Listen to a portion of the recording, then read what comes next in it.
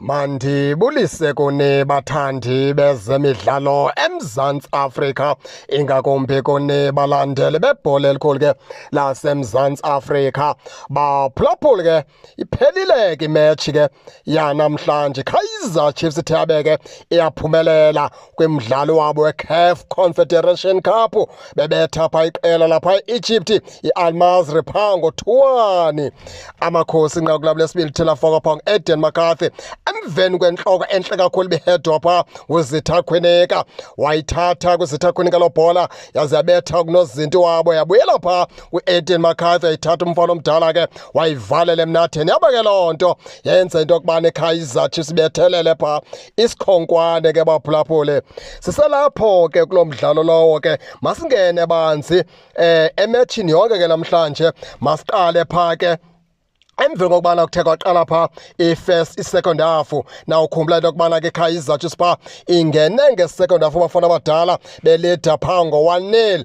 Yabuya ke iqela lapha Egypt Al Masry abafana abadala bebeyibetha ke ixesha elininzi iKaizer Chiefs pha ngee-long balls. Into abayibonileyo babone into yokubana ke iKaizer Chiefs long balls ezi ayikwazi ukuzidifenda, ingakumbi pha ngaphakathi ngaphakathi ku-18 area weqela ke leKaizer Chiefs. Bekukhona ke pha ungakwazi ukuzidifenda ncakasana eza long balls ke ze-Al Masry. Ndiqinisekile ke bathe xa behlala phantsi besenza iplani yabo pha nge-second half, bathi into abayenze mabasebenzise ii-long balls.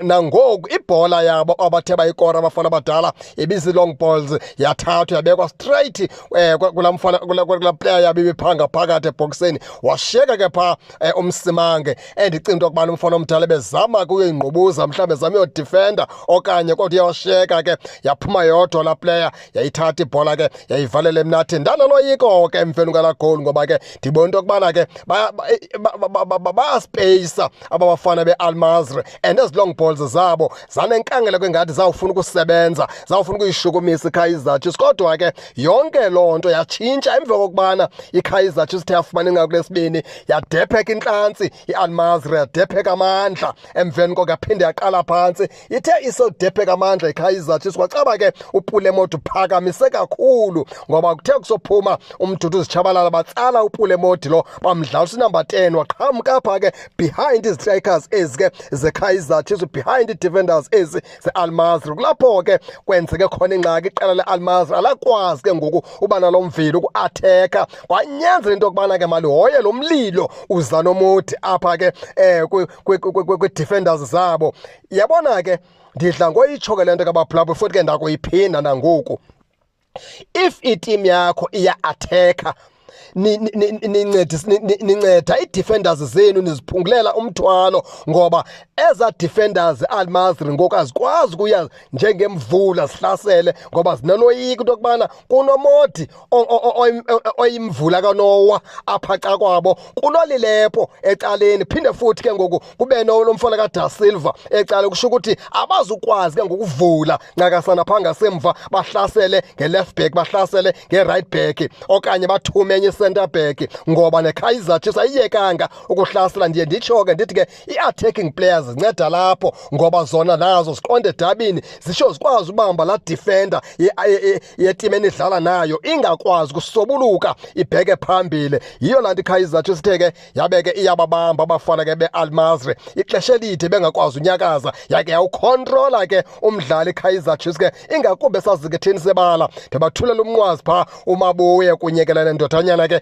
yakwaNdlovu, bazamile ukujinga ukuma pha kwesasiso abafana abadala. Ndimthulela umnqwazi uPulemot, usebenze kakhulu. Flyvo Silva usebenze kakhulu, umfana omdala. Mduduzi Tshabalala usebenzile, umfana omdala. Qha ke ilishwa liyakwazi kokwalo ndodana, ngoba uphinde wafumana ethuba namhlanje. Ilishwa liyakwazi kokwalo. Ibhadi mfana omdala malingakulandeli, malingakuqheli ibhadi longakori, umoya ongakori mfana omdala mawungakoyami Mduduzi Tshabalala. Namhlanje ikhona ithuba elihle the wabeke bokumele belivalele emnatheni. Bhola enhle ibidlalwa pha nguPulemot, wakupasela itray mfana omdala. Ndicinga uba ke nalo ke kuye kwafika ke ilishwa lomhluzi amanqina awakwazi ukuyivalela emnatheni kona ke usebenzile nawe namhlanje mfana omdala. Sibuye ke ngokusingene pha kwi defense yeqela leKaizer Chiefs, nayo sithi siyothula lomnqwazi ngendlela abadefende ngamfo abafana abadala batshintshe kakhulu xa bekhupha pha le ndodanyana ke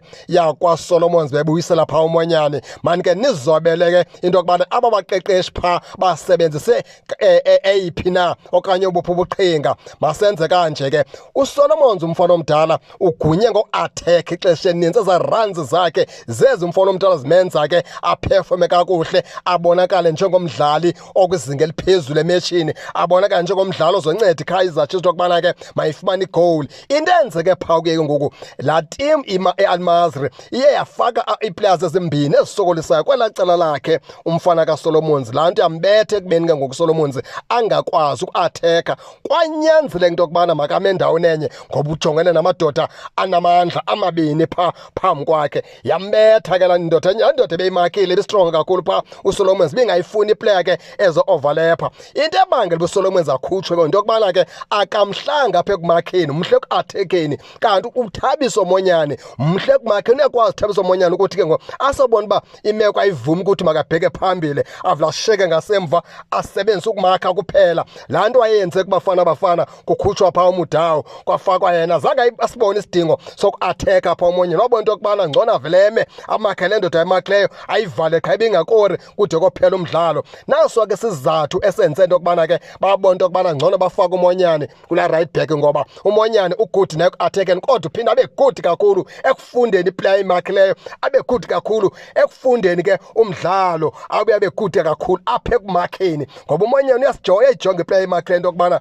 ibistrongo kakhulu, imnikeza ingxaki yamleqa aka-overlap uMonyane uyema ixesha elide kophela umdlalo, ubafuleke phela umdlalo emakhene nale player enga-overlap umfana omdala.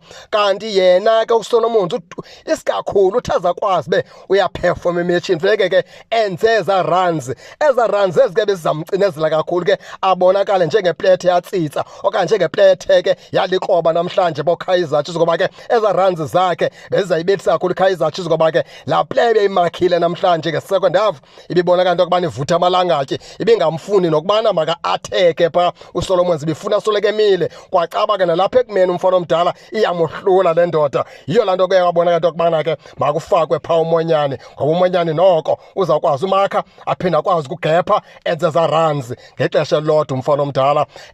Bendifuna ukudlulisa nje laa ndawo yala right back ke yeKaizer Chiefs. Kona ke abafana abadala sibaqhwabela izandla ngokubana ke balale kuposition 1 phaa kwi-CAF Confederation Cup ku-Group D. Abafana abadala ke sithi ke ngoku i-draw xa bedlala neZamalek yakubathatha ibabeke phaya kwi-quarter finals ke ze-CAF Confederation Cup. Injalo ke baphulaphuli ke nani ke kanike ningene nike nitsho into yokubana nina nibone kweliphi icala kusonakala phi, ileliphi na icala enifuna nina lilungiswe. Ningakhohlwa usubscribe kule channel kuze ningaphoswa zezemidlalo and zanothulela zona kwixa elizayo kakuhle babukeli.